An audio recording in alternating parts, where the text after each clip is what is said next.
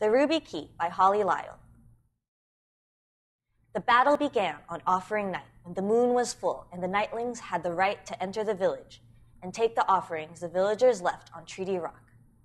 Jenna and Dan made their offerings and went back to their home, gathered buckets, and walked into the forbidden forest.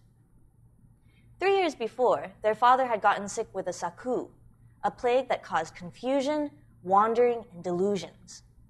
One night, while the family was asleep, he'd quietly walked out, and they'd never seen him again.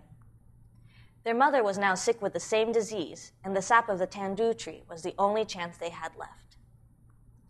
Jenna and Dan found a tree, inserted the taps, and sat down to wait for the buckets to fill. They heard the voices of nightlings that surrounded them, angry, frightened, and incomprehensible.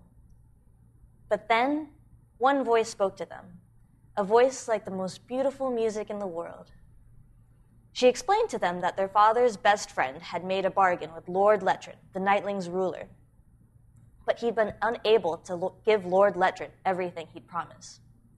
Now, the Nightling Lord was willing to make another bargain, this time with Jenna and Dan. The ruler of the Nightlings was no benevolent leader. His people were slaves, existing only to serve him.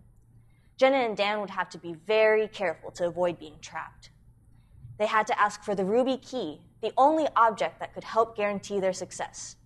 Then, the Nightlings, who were tired of Lord Lettrin's rule, would help them complete their tasks and remove Lettrin from his throne. The way would not be easy.